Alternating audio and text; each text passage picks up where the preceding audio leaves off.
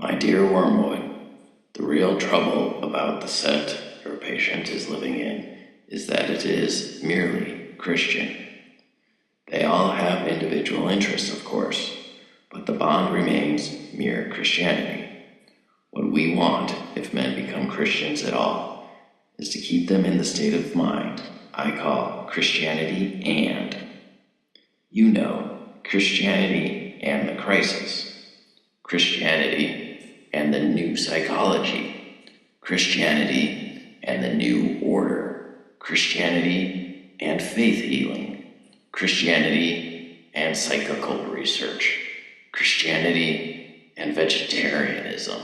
Christianity and spelling reform. If they must be Christians, let them at least be Christians with a difference. Substitute for the faith itself some fashion with a Christian coloring. Work on their horror of the same old thing.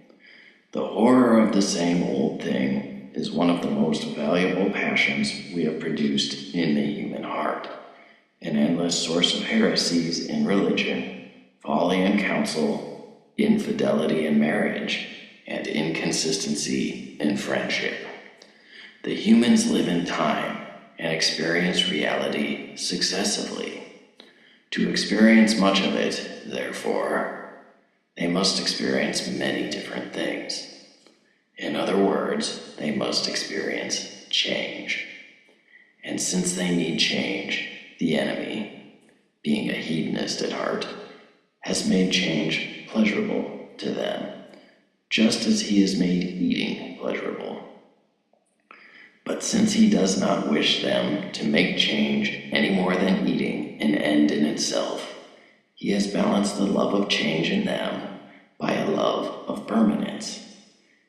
He has contrived to gratify both tastes together in the very world he has made, by that union of change and permanence, which we call rhythm.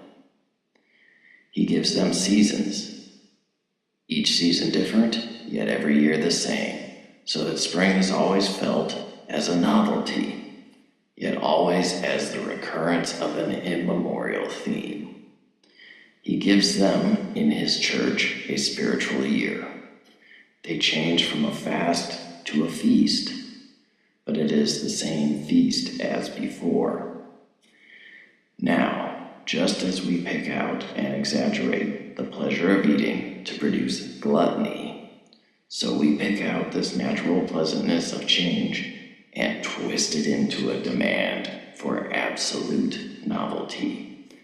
This demand is entirely our workmanship. This demand is valuable in various ways. In the first place, it diminishes pleasure while increasing desire. The pleasure of novelty is, by its very nature, more subject than any other to the law of diminishing returns, and continued novelty costs money, so that the desire for it spells avarice or unhappiness, or both. And again, the more rapacious the desire, the sooner it must eat up all the innocent sources of pleasure and pass on to those the enemy forbids. Thus, by inflaming the horror of the same old thing, we have recently made the arts, for example, less dangerous to us than perhaps they have ever been. Lowbrow and highbrow artists alike being now daily drawn into fresh and still fresh excesses of lasciviousness, unreason, cruelty, and pride. Finally, the desire for novelty is indispensable if we are to produce fashions or vogues. The use of fashions in thought is to distract the attention of men from their real dangers. We direct the fashionable outcry of each generation against those vices of which it is least in danger, and fix its approval on the virtue nearest to that vice which we are trying to make endemic. The game is to have them all running about with fire extinguishers whenever there is a flood, and all crowding to that side of the boat, which is already nearly gunwale under. Thus we make it fashionable to expose the dangers of enthusiasm at the very moment when they are all really becoming worldly and lukewarm. A century later, when we are really making them all moronic and drunk with emotion, the fashionable outcry is directed against the dangers of the mere understanding. Cruel ages are put on their guard against sentimentality, feckless and idle ones against respectability, lecherous ones against puritanism, and whenever all men are really hastening to be slaves or tyrants, we make liberalism the prime bogey. But the greatest triumph of all is to elevate this horror of the same old thing into a philosophy, so that nonsense in the intellect may reinforce corruption in the will. It is here that the general evolutionary or historical character of modern European thought, partly our work, comes in so useful. The enemy loves platitudes. Of a proposed course of action, he wants men, so far as I can see, to ask very simple questions. Is it righteous? Is it prudent? Is it possible?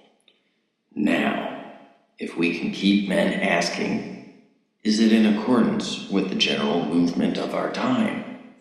Is it progressive or reactionary? Is this the way that history is going?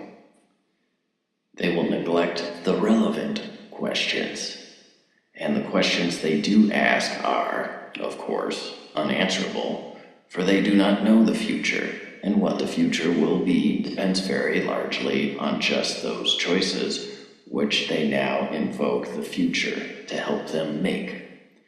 As a result, while their minds are buzzing in this vacuum, we have the better chance to slip in and bend them to the action we have decided on. And great work has already been done. Once they knew that some changes were for the better, and others for the worse, and others again indifferent, we have largely removed this knowledge.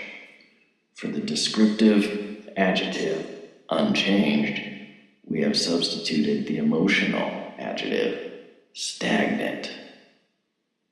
We have trained them to think of the future as a promised land which favored heroes attain, not as something which everyone reaches at the rate of 60 minutes an hour, whatever he does, whoever he is. Your affectionate uncle, Screwtape.